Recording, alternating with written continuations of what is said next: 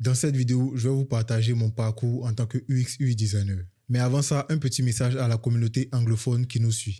So, for the English community, from now on we will have subtitles under every videos. I could do the videos in English like you can notice, but for the sake of the main community who speak French, I have to vocally speak in French. So if you want to follow along, just turn on the subtitles under every videos. Revenons donc maintenant à mon parcours en tant que UX/UI designer. Alors moi, à la base, quand je démarrais, j'ai pas vraiment eu de personne qui me ressemble, c'est-à-dire une personne noire africaine ou alors noire afro-descendante francophone qui crée du contenu sur la thématique de l'UX/UI design. J'étais donc naturellement obligé de prendre comme référence les personnes occidentales anglophones. Bon, vu que moi je suis à l'aise en anglais, il n'y a pas de problème, mais c'était quand même important pour moi d'avoir une personne en fait de référence qui me ressemble, avec qui j'aurais pu évoluer, qui m'aurait permis en fait d'avoir les bons chemins, les mauvais chemins, etc., etc. Donc aujourd'hui, je me dis, vu que j'ai les compétences nécessaires, je peux me permettre en fait de partager mes connaissances et puis d'aider les personnes qui veulent entrer dans ce domaine-là à connaître en fait en quelque sorte la roadmap à avoir afin de pouvoir évoluer.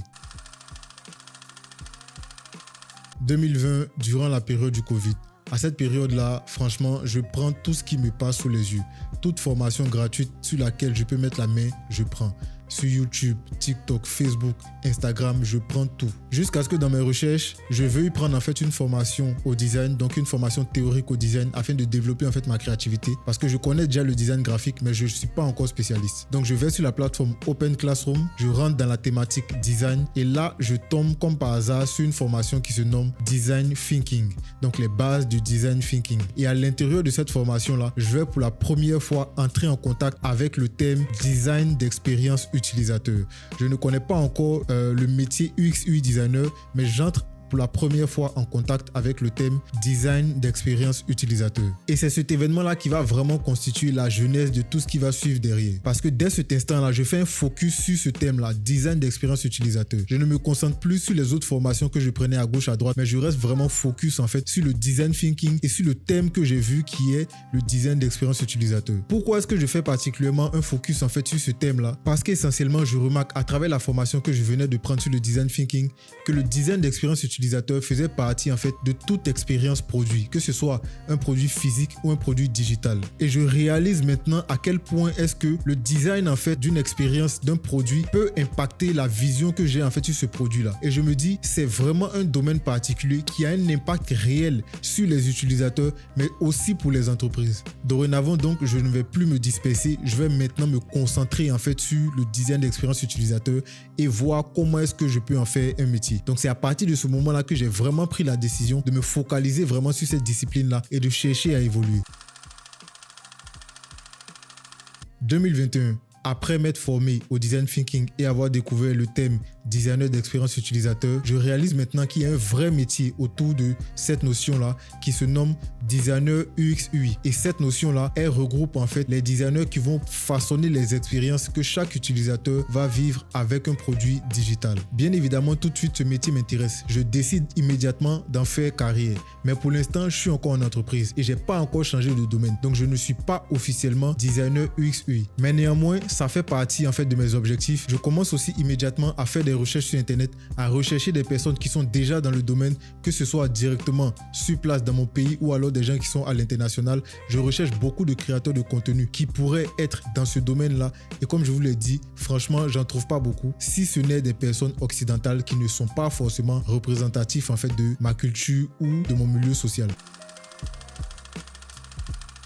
À partir de 2022, je me concentre vraiment sur tous les logiciels qui peuvent me servir dans mon métier de designer UX/UI. J'avais déjà une base en graphisme avec Photoshop, Illustrator, After Effects, etc. Mais là, franchement, je me concentre beaucoup plus sur les outils de design d'interface utilisateur. Donc Figma, Adobe XD, Sketch, etc. J'apprends aussi à maîtriser les bases du design d'interface utilisateur en me plongeant un peu plus sur le web layout, sur le HTML et le CSS, en comprenant exactement en fait comment est-ce que les interfaces sont formées sur nos outils numériques.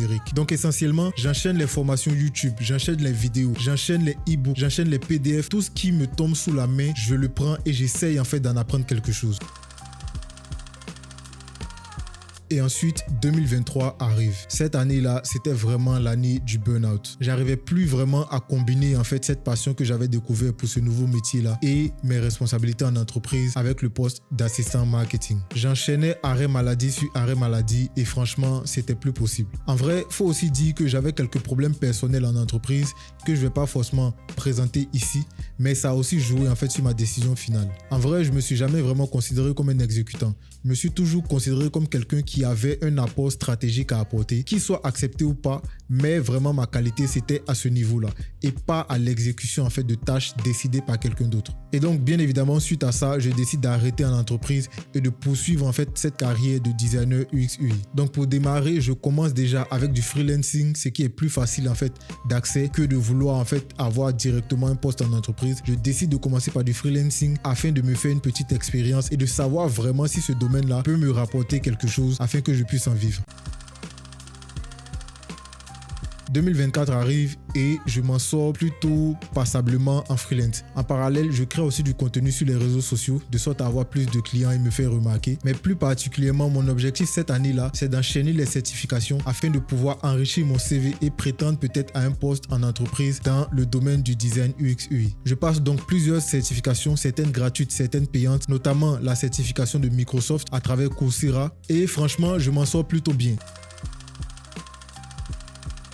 Et on revient donc au temps présent aujourd'hui où je suis pleinement freelance et créateur de contenu. J'essaie juste d'apporter ma pierre à l'édifice et de créer en fait un cadre où des personnes qui sont intéressées par ce métier-là pourraient se retrouver, partager leur expérience et influencer le marché surtout local afin de développer en fait ce secteur d'activité-là et que chacun puisse en fait en tirer plein bénéfice. Donc voilà essentiellement mon parcours. Il y a beaucoup de choses que j'ai laissées en fait de côté que j'ai pas forcément rajouté afin de ne pas rendre cette vidéo trop longue. Il y a beaucoup de choses à dire sur mon parcours. Même si c'est vrai que j'ai pas forcément 10 à 15 ans d'expérience, mais je me dis, il faut déjà commencer aujourd'hui afin que dans 5 ou 10 ans, on puisse dire, dans mon parcours, j'ai fait ceci ou cela. Si vous aussi, vous êtes satisfait d'avoir quelqu'un sur cette plateforme qui pourrait vous inspirer, qui pourrait vous montrer en fait le chemin et vous donner une vraie roadmap sur comment évoluer dans le domaine du UX design, je vous invite fortement à vous abonner et à activer la cloche de notification afin de ne rater aucun contenu qui va arriver sur cette chaîne.